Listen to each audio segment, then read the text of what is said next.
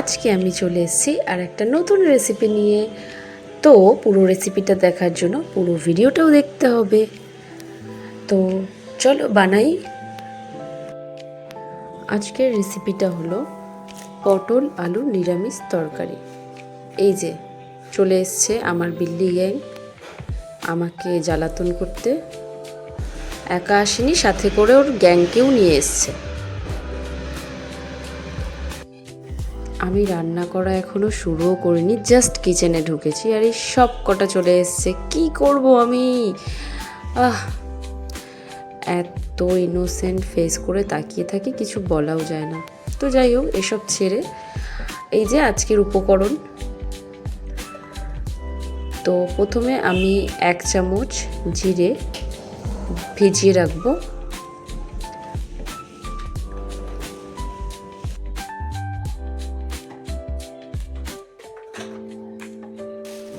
জিরের সাথে 2টো শুকনো লঙ্কাও ভেঙে দিয়ে দিতে হবে জলের মধ্যে।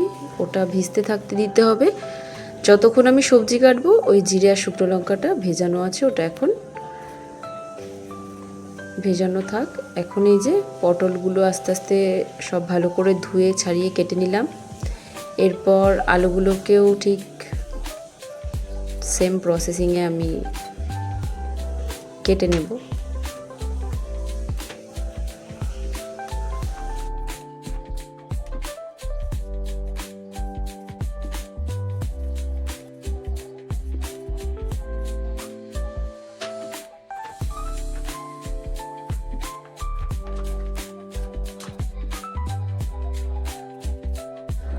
একটু আদার টুকরো নিয়ে নিলাম।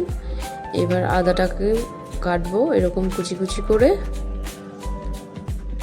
তারপরে এখানে টমেটোর কেটে নিচ্ছি আমি।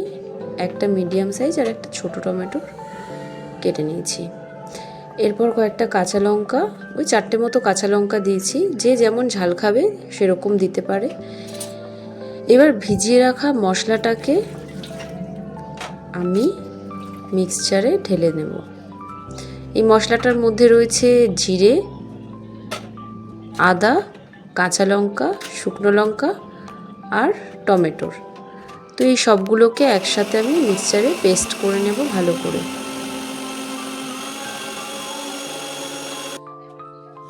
মশলা কমপ্লিট। এবার এটাকে আমি বাটিতে বের করে নেব।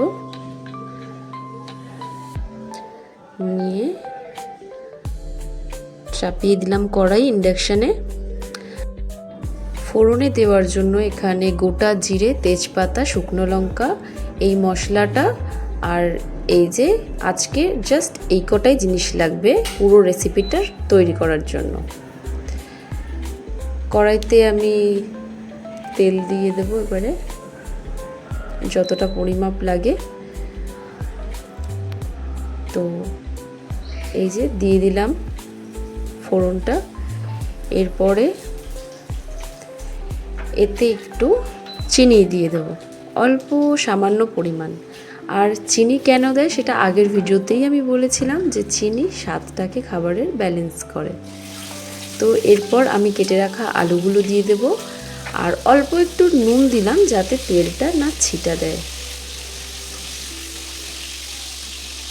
তো এরপরে অল্প একটু হলুদও দিয়ে দিলাম। এরপর এটাকে ভালো করে নাড়াচাড়া করে ফ্রাই করে নেব।